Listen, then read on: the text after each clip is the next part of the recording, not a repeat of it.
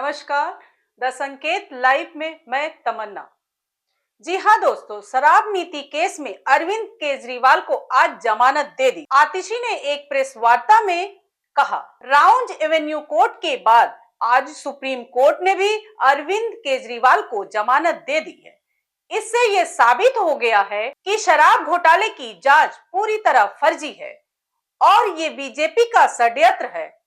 ये दिल्ली वालों को के काम रोकने की भाजपा की साजिश है। तभी तो जनता द्वारा चुने गए मुख्यमंत्री को फर्जी केस में बिना सबूत के जेल में डाल दिया गया।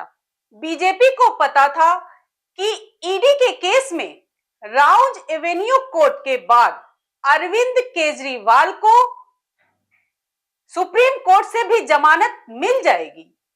इसलिए अपने एक और राजनीतिक हथियार सीबीआई से सुनवाई से एक दिन पहले उन्हें गिरफ्तार कर लिया गया। मैं बीजेपी को कहना चाहूंगी कि अपना घमंड और अहंकार खत्म करें, लोकतंत्र के खिलाफ षड्यंत्र रचना बंद करें, क्योंकि सत्य परेशान हो सकता है बट पराजित नहीं।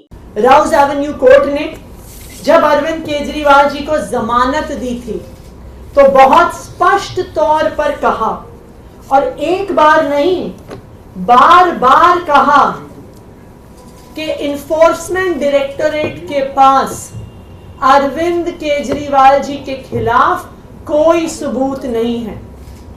उन्होंने ये भी कहा कि ईडी इस केस में एक बायस के साथ एक्ट कर रही है। ये कोर्ट के शब्द हैं, ये हमारे शब्द नहीं हैं। आज राउज एवेन्यू कोर्ट के उस फैसले पर सुप्रीम कोर्ट ने भी मोहर लगा दी और अरविंद केजरीवाल जी को ईडी के मुकदमे में जमानत दे दी। लेकिन भारतीय जनता पार्टी को यह पता था, उनको पता था कि राउज एवेन्यू कोर्ट से जमानत मिल गई है, उनको पता था कि सुप्रीम कोर्ट से भी जमानत मिल जाएगी। इसीलिए उन्होंने एक और षड्यंत्र रचा और सुप्रीम कोर्ट में जिस दिन अरविंद केजरीवाल जी की जमानत का केस आना था, उससे पिछले दिन अपने एक और राजनीतिक हथियार सीबीआई से अरविंद केजरीवाल जी को गिरफ्तार करवा लिया। क्यों किया गिरफ्तार सीबीआई से? सिर्फ और सिर्फ इसलिए गिरफ्तार करवाया कि अगर ईडी के केस में जमानत मिल गई तो अरविंद केजरीवाल जी बाहर आकर 10 गुना स्पीड से दिल्ली के लोगों का काम करने लग जाएंगे और भारतीय जनता पार्टी का षड्यंत्र रुकता नहीं है। इसलिए सीबीआई के केस में अरेस्ट किया। मैं आज भारतीय जनता पार्टी को यह कहना चाहती हूं कि इस देश के एक के बाद एक हर न्यायालय ने आपके षड्यंत्र का पर्दाफाश किया। एक के बाद एक न्यायालय ने कहा है कि अरविंद केजरीवाल जी के खिलाफ सबूत नहीं है और आज एक के बाद एक हर न्यायालय अरविंद केजरीवाल जी को जमानत दे रहा है। मैं भारतीय जनता पार्टी को यह कहना चाहूंगी कि अपना घमंड खत्म करिए, अपना अहंकार खत्म करिए और बाकी पार्टियों के खिलाफ, लोकतंत्र के खिलाफ षड्यंत्र रचना बंद करिए। सत्य परेशान हो सकता है लेकिन पराजित नहीं हो सकता। अरविंद केजरीवाल की ये जमानत आज पूरे देश के सामने ये साफ कर देती है कि अरविंद केजरीवाल सत्य के साथ खड़े थे, खड़े हैं और खड़े रहेंगे। केजरीवाल को ईडी केस में जमानत, सीबीआई केस में जेल में ही रहेंगे। सुप्रीम कोर्ट बोला सीएम बने रहना है या नहीं खुद तय करे। ईडी ने शराब नीति केस में 21 मार्च को और सीबीआई ने 26 जून को अरविंद केजरीवाल को अरेस्ट किया था।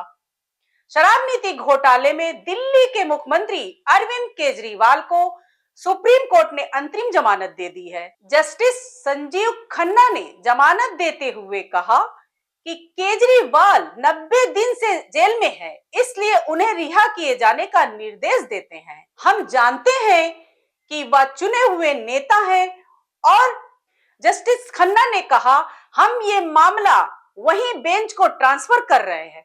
गिरफ्तारी की पॉलिसी क्या है इसका आधार क्या है, इसके लिए हमने ऐसे 3 सवाल तैयार किए हैं। बड़ी बेंच अगर चाहे तो केजरीवाल की अंतरिम जमानत पर बदलाव कर सकती है। केजरीवाल को ईडी ने 21 मार्च को गिरफ्तार किया था। उसके बाद राउज एवेन्यू कोर्ट ने उन्हें कस्टडी में भेज दिया था। गिरफ्तारी और कस्टडी को अरविंद केजरीवाल ने सुप्रीम कोर्ट में चुनौती दी, जिस पर सुनवाई हुई। अरविंद केजरीवाल को ईडी के मनी लॉन्ड्रिंग केस में जमानत मिल गई है। उनके खिलाफ दूसरा मामला सीबीआई का है। जी हां दोस्तों, भ्रष्टाचार के केस में वो न्यायिक हिरासत में है, इसलिए जेल से बाहर नहीं आ पाएंगे। आम आदमी पार्टी ने कहा कि कोर्ट ने भाजपा सरकार को सबक सिखाया। केजरीवाल को जमानत मिलने के फैसले के आते ही आम आदमी पार्टी ने कहा कि उम्मीद है जल्द ही केजरीवाल को सीबीआई मामले में भी जमानत मिल जाएगी। सुप्रीम कोर्ट से केजरीवाल को मिली अंतरिम जमानत से यह साबित होता है कि आबकारी नीति केस उनके खिलाफ भाजपा की साजिश है। हर अदालत ने केजरीवाल के खिलाफ भाजपा की साजिश को उजागर किया है। आज माननीय सुप्रीम कोर्ट ने जो फैसला दिया है वो पूरे देश के लिए एक ऐतिहासिक फैसला है।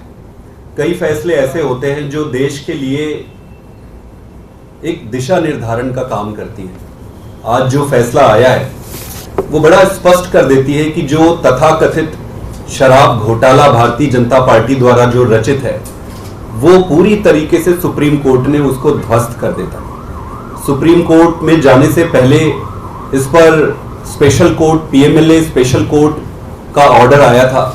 उस ऑर्डर को पढ़ने पर किसी भी व्यक्ति के मन में ये संदेह नहीं रहेगा कि भाई ये केस क्या है। उस ऑर्डर में 3-4 चीजें बड़ी स्पष्ट लिखी हुई है। पहला कि कोई पैसे का लेन देन नहीं हुआ है। दूसरा, पैसे की कहीं एक चवन्नी की बरामद नहीं हुई है। तीसरा, अरविंद केजरीवाल जी का और पार्टी का दूर दूर से किसी चीज में कोई नाता ही नहीं है। जब करप्शन ही नहीं है इस पे तो नाता का सवाल ही नहीं है। और सबसे इंपॉर्टेंट चीज कि उसमें ईडी के इंटेंट को ये मार्क करने वाली बात है।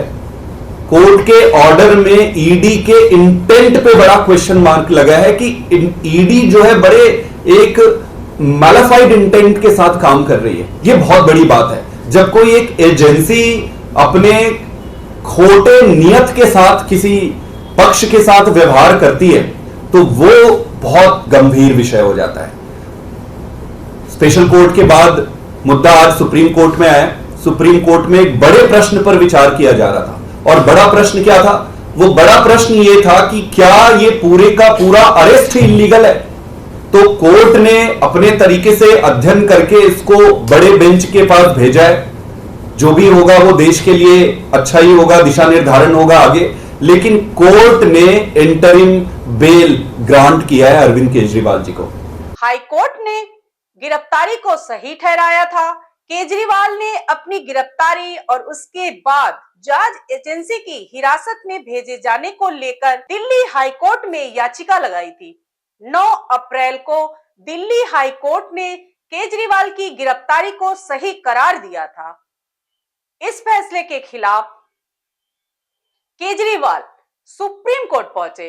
इसके बाद सुप्रीम कोर्ट ने 15 अप्रैल को केजरीवाल की याचिका पर ईडी से जवाब मांगा था।